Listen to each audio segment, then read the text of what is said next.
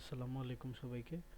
আহ, এই ভিডিওটা খুব ছোট একটা ভিডিও। আমরা লাস্ট ক্লাসে যেই অপারেটিং সিস্টেমের সিস্টেম কলগুলো দেখেছিলাম, ওই সিস্টেম কলগুলো একটা সি প্রোগ্রামে লিখে কিভাবে ফাংশনালিটিগুলা ইউজ করা যায়, এটার একটা কোড আমরা দেখতে চেয়েছিলাম, যেটা লাস্ট ক্লাসে পসিবল হয়নি। ওইটারই একটা ছোট ভিডিও এখানে।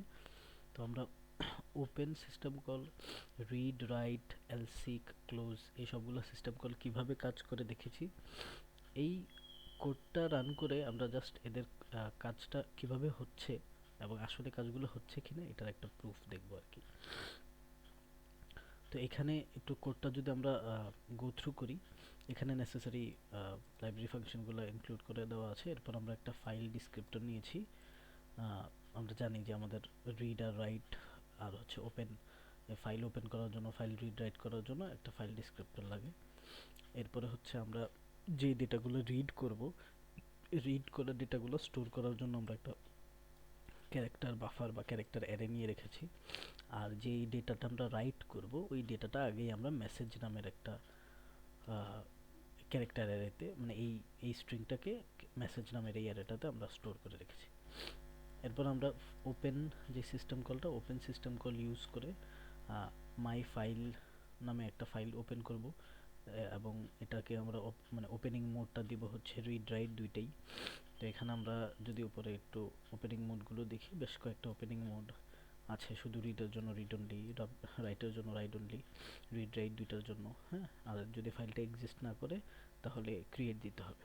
তো শুরুতে একদম নতুন একটা ফাইল দিতে হলে আমাদের হচ্ছে এখানে এই ও ক্রিয়েট এই মোডটাও অ্যাড করতে হবে। আমরা কোডে গিয়ে এটা আসলে দেখব।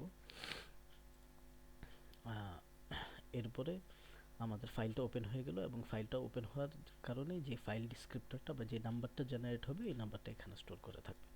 যদি ফাইল জেনারেট না হতো, ওপেন না হতো, তাহলে এফডির ভ্যালুটা হচ্ছে -1 আসতো।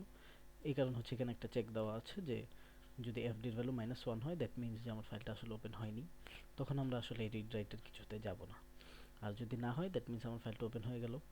এখন আমরা প্রথমেই কনসোলে আমরা যে কনসোল থেকে প্রোগ্রামটা রান দিব বা টার্মিনালে এই জিনিসটা, এই লাইনটা প্রিন্ট করে দেখাবো যে মাই file open for read write access. Just একটা ডিবাগিং স্টেপ বলা যায়, এটা শিওর হওয়ার জন্য যে আমার প্রোগ্রামটা এই পর্যন্ত ঠিকঠাক রান হয়েছে।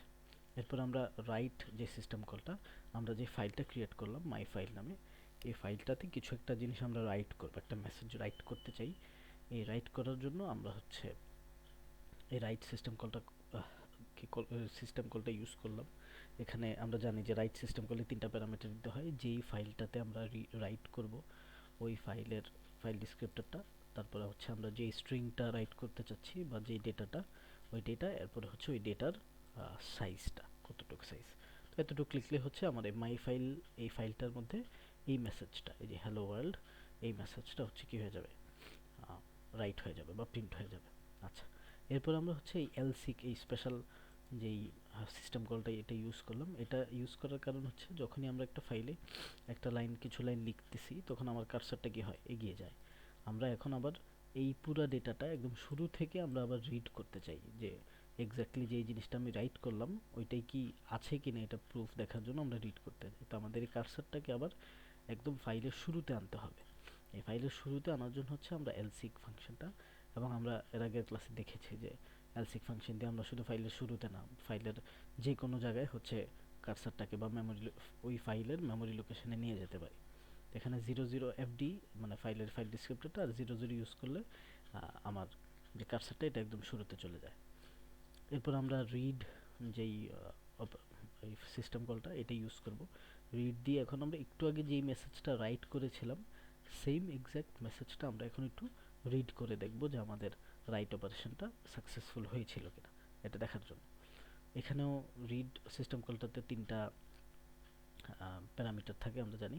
একটা হচ্ছে আমার ফাইল ডিসক্রিপ্টর, এরপর হচ্ছে যে মেসেজটা বা যে ডেটাটা আমরা রিড করব, ওইটা স্টোর করে রাখার জন্য একটা বাফার বা একটা অ্যারে বলা যায়, যেটা আমরা আগে ক্রিয়েট করে রেখেছিলাম। এরপরে যেই মেসেজটা আমরা স্টোর করলাম ওইটার সাইজটা, বাস আমার রিড হয়ে গেল। এরপর আমরা এই যে বাফারের মধ্যে যে মেসেজটা রিড হলো, এটাকে প্রিন্ট করে দেখব যে আমাদের অ্যাকচুয়াল যে মেসেজটা আমরা ইনপুট করেছিলাম ওইটা এখানে আসছে নাকি, just proof of our work আর কি। দেন আমরা ক্লোজ এই সিস্টেম কলটা দিয়ে আমরা ফাইলটা ক্লোজ করে দেব। এই ছিল কোডটা। আমরা একটু এখন এটার এক্সিকিউশনটা যদি একটু টার্মিনালে দেখি। আমরা এখন আমার হোম ডিরেক্টরিতে আছি। এখানে আমরা একটা ফোল্ডার ক্রিয়েট করে নিই, mkdir ওএস ল্যাব। তো এখানে আমরা দেখব যে ওএস ল্যাব ফোল্ডারটা চলে আসার কথা, চলে আসছে। আমরা ওএস ল্যাবের ভিতরে যাই একটু, ওএস ল্যাবের ভিতরে যাই। ওএস ল্যাবের ভিতরে এখন কিছু নাই। হ্যাঁ, আমরা এখন এখানে যে কোনো একটা টেক্সট এডিটর দিয়ে একটা সি প্রোগ্রামিং ফাইল ক্রিয়েট করব। তো খুব সহজ যেটা, আমরা gedit এই টেক্সট এডিটরটা ইউজ করতে পারি। ধরেন lab1.c নামে আমি একটা নতুন সি প্রোগ্রামিং ফাইল ক্রিয়েট করলাম, এবং এখানে আমি হচ্ছে এই পুরো কোডটাকে জাস্ট কপি করে একটু নিয়ে যাই।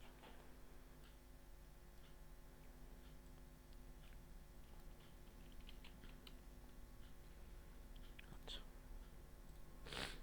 তো এখানে কিছু জিনিস একটু চেঞ্জ আমাদের করতে হবে, কিছু সিনট্যাকটিক্যাল এরর জাস্ট ঠিক করার জন্য। প্রথমত আমরা বলেছিলাম যে আমরা যে ফাইলটা ক্রিয়েট করব ফাইলের এক্সটেনশন দিতে হবে। ধরুন আমরা একটা text file txt file create করতে চাই, আর হচ্ছে আমাদের যেহেতু এই ফাইলটা একটা নতুন ফাইল, এই কারণে আমাদের হচ্ছে ও ক্রিয়েট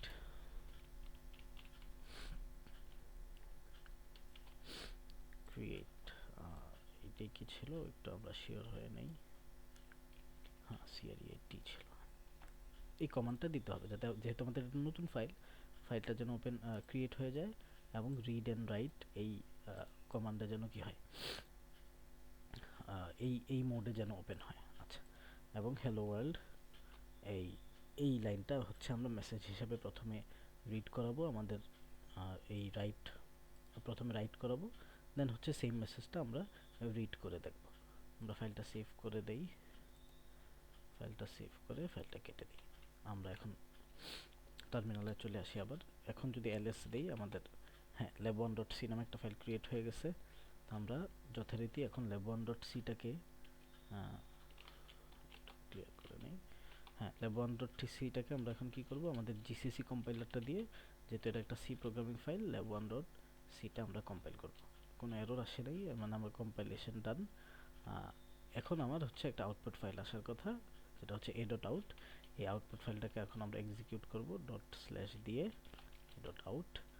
এই যে দেখেন, আমরা প্রথমে কোডটাতে লিখেছিলাম যে, কোডটা যদি একটু দেখি, আমাদের কনসোলে এই লেখাটা আসবে যে printf ফাংশনে my file open for read write access, then my file open for read write access, এটা চলে আসলো। এরপরে printfটা কোথায়? এরপরে printfটাতে আমরা হচ্ছে প্রথমে যেই মেসেজটা আমরা রাইট করেছিলাম এটাকে রিড করার পরে ওই প্রথমে মেসেজটা, এরপরে was written মানে hello world was written to my file, এটাই দেখানোর কথা। সো এটাই এখানে শো করতেছে যে hello world was written to my file। তো আমরা একটা ফাইল আসলে ক্রিয়েট করেছি। আমরা এটাও দেখতে পারি যে ls দিয়ে এই যে এই মাই ফাইল, এই যে myfile.txt ফাইলটা ওপেন হয়ে গেছে, ক্রিয়েট হয়ে গেছে। এই ফাইলটা যদি আমরা একটু খুলে দেখি যে এটার মধ্যে আসলেই আছে নাকি এই টেক্সটটা। মাই ফাইল,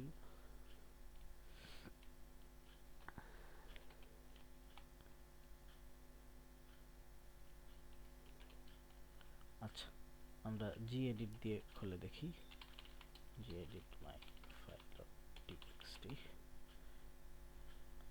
আচ্ছা, সো এখানে আমরা যেটা দেখতে পারতেছি যে আমার এই ফাইলটাতে ওপেন অ্যাক্সেস দেওয়া নেই। তো অ্যাক্সেস মডিফায়ারের কাজ আসলে আমরা পারি। আমরা একটু যদি দেখি, এই যেমন myfile.txt, এটাতে এই যে আমরা দেখেন রিডিং পারমিশনটা নাই, হ্যাঁ, রিড রাইট করার পারমিশনটা নাই। তাহলে আমরা এটা দিয়ে দিই, রিড করার পারমিশনটা দিয়ে দিই। chmod আমাদের এই কমান্ডটা দিয়ে রিড করার পারমিশন দিতে হয়। তাহলে রিড করার পারমিশন দিব কাকে? ইউজারকে দিব রিড করার পারমিশন। ইউজারকে রিড করার পারমিশন দেব myfile.txt এই ফাইলটার জন্য। এখন আমরা আরেকবার একটু কমান্ডটা দেখি, যে এখন আমার রিডের পারমিশন চলে আসছে। আমরা একটু টার্মিনালটা যদি ক্লিয়ার করে নেই, আমি এখন আবার ক্যাটটা দিয়ে, আমরা জানি যে আমরা একটা ফাইল জাস্ট ওপেন করে দেখতে চাইলে ক্যাট কমান্ডটা ইউজ করতে পারি, অথবা নতুন ফাইল ক্রিয়েট করার জন্য ইউজ করতে পারি। এখন আমার মাই ফাইলটা ফাঁকা দেখাচ্ছে। ঠিক ঠিক আছে, হ্যাঁ মাই ফাইলটা ফাঁকা দেখাবে, কারণ হচ্ছে আমরা মাই ফাইলটা একটু এডিট করে ফেলছিলাম, যদি আপনারা খেয়াল করে থাকেন। সমস্যা নেই, আমরা এই মাই ফাইলটা হচ্ছে রিমুভ করে দেই, রিমুভ মাই ফাইল ডট টিএক্সটি। এখন মাই ফাইলটা রিমুভ হয়ে গেছে। আমরা এখন আবার আমার যেই ল্যাব ওয়ান এটাকে রান দিই। ল্যাব ওয়ানটাকে আমরা কম্পাইল করলাম, তারপরে হচ্ছে এ ডট আউটটাকে আমরা আবার রান দেব। তাহলে আমার এখন মাই ফাইলে যথারীতি এই হ্যালো ওয়ার্ল্ড এই কথাটা প্রিন্ট হয়ে যাওয়ার কথা। আমরা এই আউটপুটটা দেখে আসলে শিওর হয়ে যাওয়া যায়, কারণ মাই ফাইল থেকে তো আমরা রিড করলাম কোথা থেকে, সেম ফাইল থেকেই আমরা হচ্ছে আবার রিড করছি। তাও আমরা প্রুফ দেখার স্বার্থে আরেকবার একটু দেখে নিই যে file dot TXT permission denied. আচ্ছা হ্যাঁ, নতুন করে ফাইলটা ক্রিয়েট হয়েছে। নতুন করে যেহেতু ফাইলটা ক্রিয়েট হয়েছে, এখন আমার আবার ওই কাজটা করতে হবে আর কি, এটাকে আবার আমার পারমিশন দিতে হবে। মাই ফাইল ডট টিএক্সটি, এখন মোস্ট প্রবাবলি আমরা এই যে এক্স্যাক্টলি, হ্যাঁ, তো আমরা এই লাইনে আমরা হচ্ছে রিডিং পারমিশনটা দিয়ে দিলাম ইউজারকে। এখন দেখেন এই ক্যাট ফাইলের মধ্যে ক্যাট দিয়ে ওপেন করে আমি এটা দেখতে পারছি। হ্যাঁ, বা জি এডিট দিয়ে যদি আমি ওপেন করে দেখতে চাই মাই ফাইল, এখানে এই যে হ্যালো ওয়ার্ল্ড জিনিসটা আছে।